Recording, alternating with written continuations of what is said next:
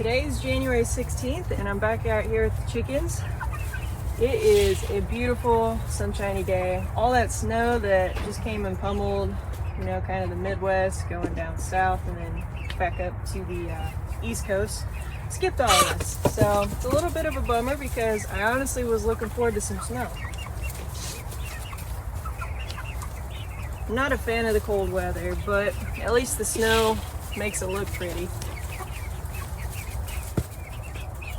I don't think I've ever said, but the type of breed of chickens I have are Buff Orpingtons. They're just a nice docile breed. They're good egg layers, they're brown egg layers, and I've just always liked the look of them. They're a pretty bird. They're also nice for dual purpose too. So once birds hit 3 years, they kind of quit laying as much. So it's nice that you can get a fat bird and you can turn them into a stewing hen. So they're nice for meat and eggs.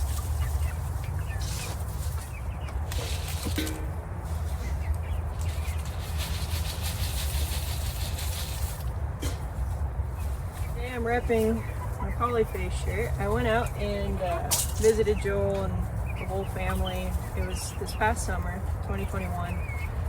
Phenomenal time. It was just 2 days of touring, just information coming at you, smacking you left and right. Phenomenal meals. Sit down with the family and other people that came out to the farm. Such a great time.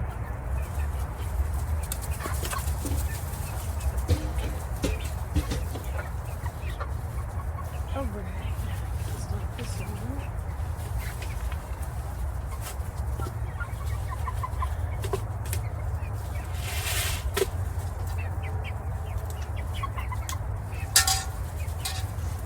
Let's go see if the water's thawed out.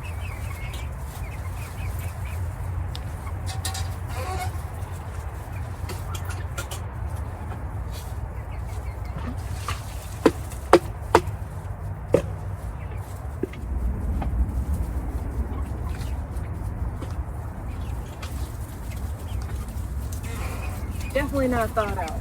So it's basically a big old chunk of ice, but I was able to get a little bit out of it. So I'll have to go up to the house and grab some more water here in a little bit.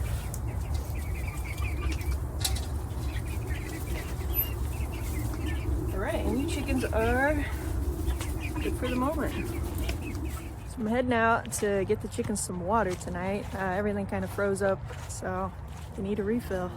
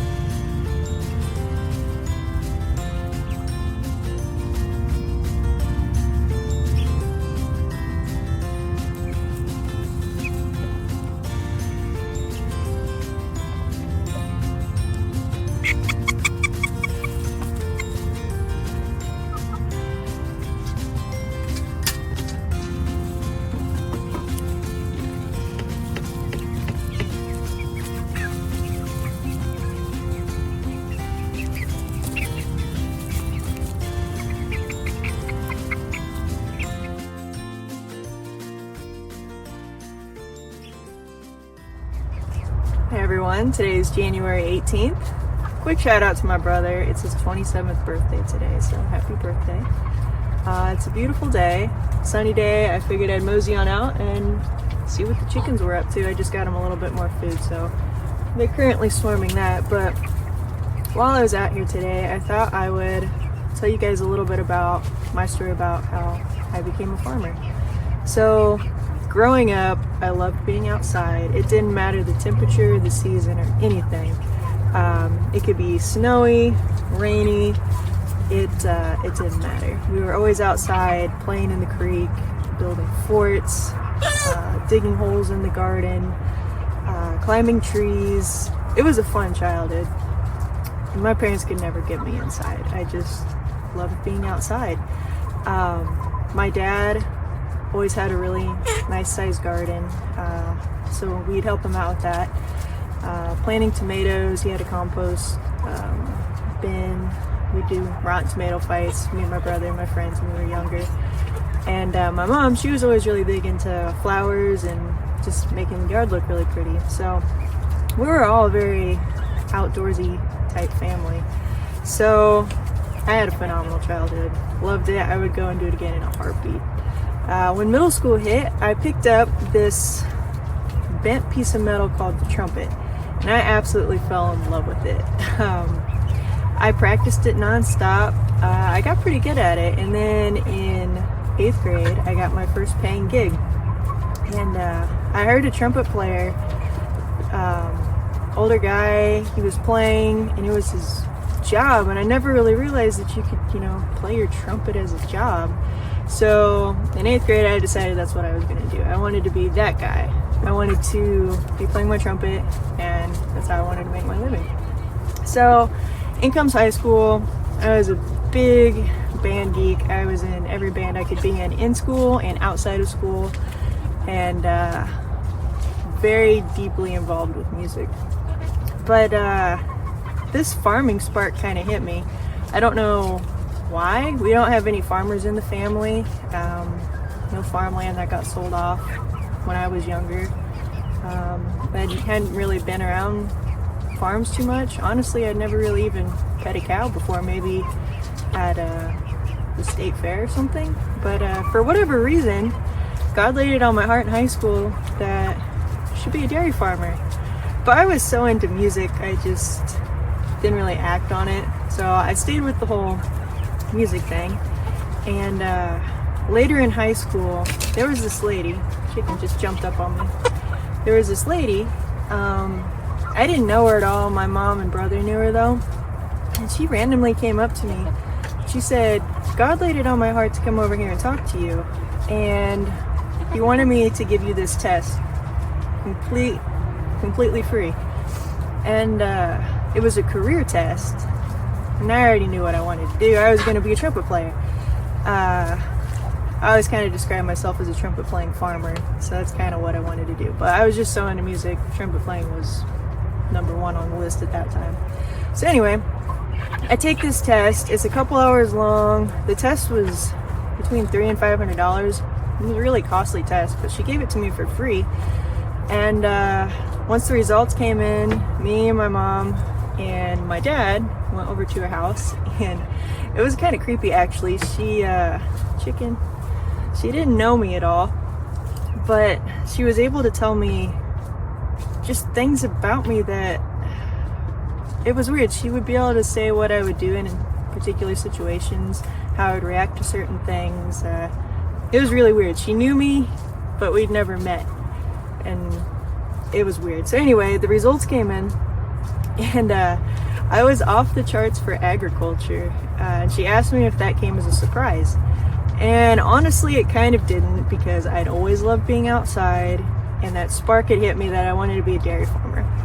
But I think number one was ranching, number two might have been farming, number three was musician. So musician was still, kind of top of the list. So I was still going to go for that because I was gung-ho on doing that. And so college, I got multiple full rides to a variety of different schools. And I settled on IU because if you get into IU for music, that's just where you go, the Jacob School of Music. So I got there, and I loved playing my trumpet, but by sophomore year, I was sick of sitting in a practice room for 8+ hours a day. So I decided that that's not what I wanted to do for my life as a career. I didn't want to play in an orchestra like I thought I might have wanted to. I still wanted to play my trumpet, but just not in that capacity. So I decided that I was going to finally act on that farming spark that had hit me in high school, and it kind of brought back their memories of that test where agriculture was number one for me. So I think it was the beginning of 2014. We got some chickens in the backyard. It was a bunch of different breeds. We had Pox, he was an Australorp. Nugget, I think was a Silkie. That one died when it was a couple days old. We had Spicy, which was above Orpington, like these chickens. We had Kung Pao. Who else? Dixie, Dixie Chick. And let's see, who was the last one? Getson. It's a musical brand. We couldn't think of anything else relating to chicken at the time. So those were our chickens. Pox, Chicken Pox, he actually came out to be a rooster, so we got rid of him. But that was kind of our start into farming. We had some chickens in the backyard. We still had the garden like we always had. But that summer, 2014, I asked my mom, I said, do you know any dairy farms around the area? I'd like to get a summer job at a farm. And she knew this one place, so she took me over there. I walked in and I was hired on the spot, but it wasn't for farming. So I was scooping ice cream instead. But that's fine because I knew I had my foot in the door, at least that way. And they didn't really hire farmers at the time to work on the farm just over the summers. So I did that, but I got to know the farmers while I was working there. And these chickens are all over here pecking everything. So I helped them out with chicken slaughters, and that was kind of my first farming experience. And it went really well. I didn't know if I'd be able to handle, pulling guts out of chickens, but I did pretty well, and the farmers were really impressed at how quick I picked it up. So finished that summer out, I go back to college, and I picked up 2 minors. I did a minor in environmental management and environmental science. IU doesn't have agriculture, so that was probably the closest I could get. So I went ahead and picked up those 2 minors, and I planned out the next 5 years of my life post-graduation. So I planned on working at that farm because the farm manager had guaranteed me a job at that point, seeing just how I even worked on the chicken slaughters. So he guaranteed me the job when I graduated. So the plan was to work there for 3 years, unless I got the farm manager position, and then I would go ahead and work for 5 years. But I wouldn't work any longer than 5 years, so that way I could go and start on my own farm. So summer 2015, I did the same thing. I went back to the farm, I was scooping ice cream, and I helped out with chicken slaughters, and was really excited that I was guaranteed the farming position when I graduated. So maybe a month or so before I graduated, I talked to the farm manager and found out that he was no longer there. So kind of a shot to the heart, but he still guaranteed me a farming position, whether it was at that farm or somewhere else, just because he knew my work ethic and that I was a good worker, and it was something that I wanted to do and was passionate about. So I at least had that going for me, but I wanted to go ahead and try and get a job at the place that I had been working at over the summers. So I got lucky, and the new farm manager hired me. They didn't have to. They had a full farm crew. I didn't really have that much experience other than just chickens. But I officially became a farmer on May 14th, 2016.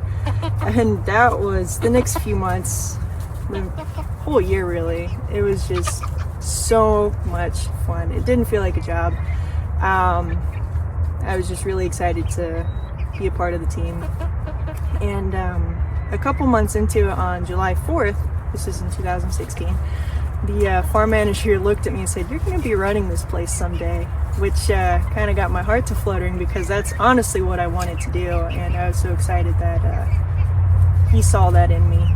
And December 7th, 2017, that came true. I was offered the farm manager position, and those next 6 months really pushed me to the limits, because I was running the farm alone for the first 3 months, and I kept at it and I never gave up. But if it weren't for my family, I wouldn't have been able to do it. So my dad and my brother were hired on the farm, and my mom was also working there, but in another department. Actually, she helped me milk cows, or covered for me a few times, because when you're milking cows morning and night 7 days a week for months on end, kind of gets you a little bit. So she stepped in and helped out a couple times to milk cows, so it was much appreciated. So anyway, me, my dad, and my brother, we kind of ran the farm for the next several years, and then I hit my 5-year mark that I'd promised myself on May 14th, 2021. So at that point, I was ready to leave. I'd gotten my experience, I'd accomplished everything that I had set out to accomplish, and more. So I was ready to make the jump. So I stuck it out for a few more months, and then upper management decided to make more cuts. It happened every final quarter of every year, so it didn't come as a huge surprise. So me and my brother, my mom were out of there. My dad left maybe a year prior to that. So I left in October 2021, and then I started my farm in October 2021. So I'm 4 months into it, and I'm continuing my dream, and I'm super excited to be doing that. I'm so blessed to be doing what I'm doing, and I wouldn't change it for anything. So stay tuned to follow the progress.